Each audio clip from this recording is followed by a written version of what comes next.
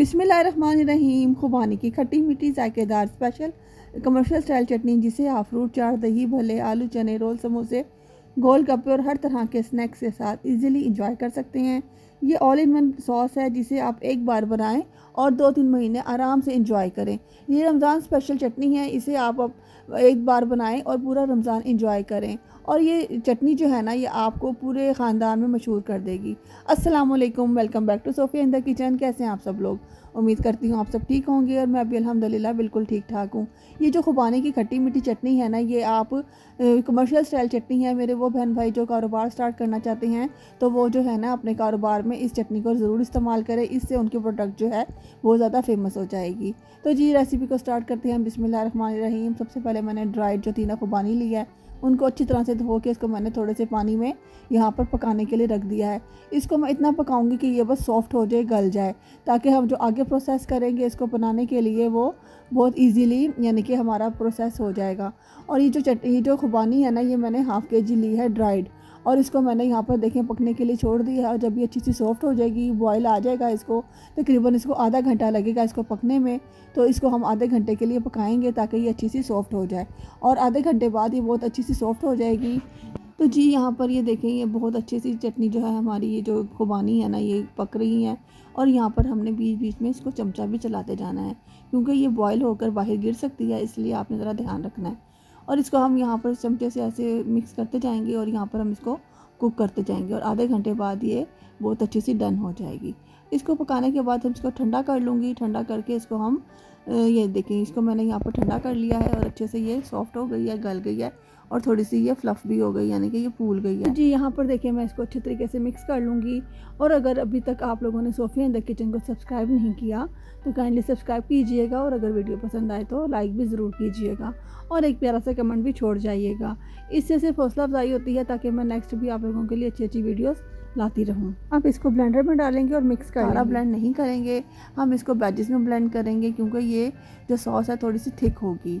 और यहाँ पर हम इसको थोड़ा थोड़ा अमाउंट लेकर इसको हम ब्लेंडर में डालेंगे। और ये टी मग जो है ना एक, वो मैंने इसको इसमें डाल दिया है, और हम इसको ब्लेंड कर लेंगे। इस तरह से हम सारी जो सॉस है ना, सारी चटनी हम इसको ब्लेंड करेंगे। इसको छानने की भी ज़रूरत नहीं होगी, ये इतना अच्छा स्मूथली ब्लेंड हो जाएगा।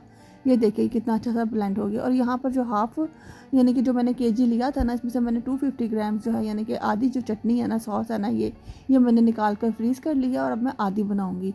यानी कि यहाँ पर 250 ग्राम जो है ना, मैं यहाँ पर मैंने सॉस ले ली है, और 250 ग्राम ही मैंने यहाँ पर गुड़ लिया है। हम इसको गुड़ में बनाएंगे, और ये बहुत ही मज़ेदार डिलीशियस सी रेसिपी है।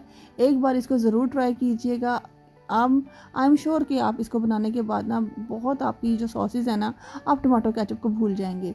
यहाँ पर मैंने एक पैन में सिर्फ 1 टेबल स्पून के जितना ऑयल लिया है।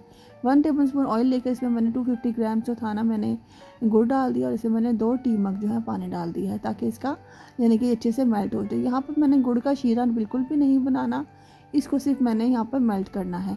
जब ये मेल्ट हो जाएगा तो फिर मैंने जो 250 ग्राम्स की जो मैंने सॉस थी ना खुबानी की, जो मैंने ब्लेंड की थी, वो मैं इसमें ऐड कर दूँगी। इसमें ऐड करने के बाद जी मैं यहाँ पर इसको अच्छी तरीके से मिक्स कर लूँगी।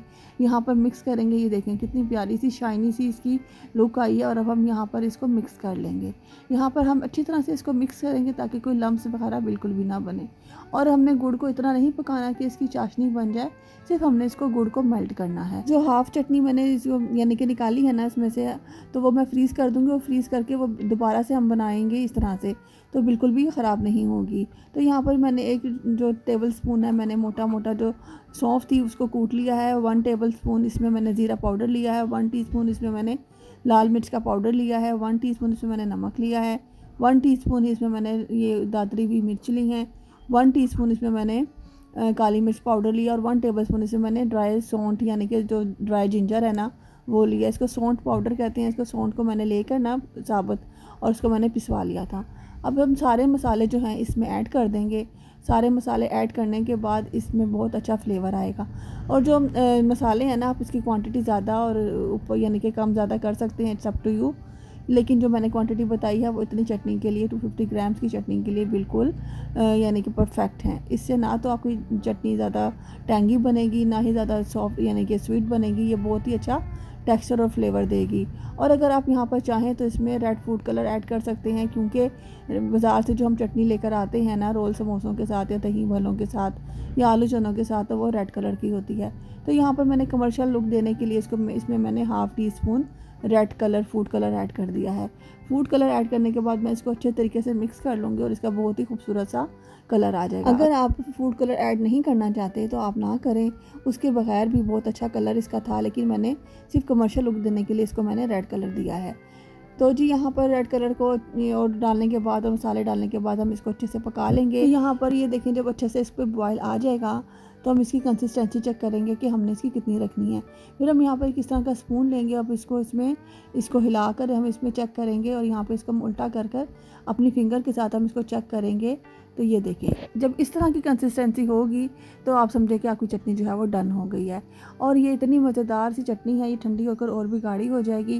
اب اس کو اس طرح کی کیچپ والی بوٹل میں ایڈ کیجئے گا اور اس کو 1 سے 1.5 مہینے آپ ایزیلی فریج میں رکھ کر کھا سکتے ہیں، یہ بالکل بھی خراب نہیں ہوگی. آئی ہوپ آج کی ویڈیو میری پسند آئی ہوگی. ملتی ہوں آپ سے اپنی نیکسٹ ویڈیو میں.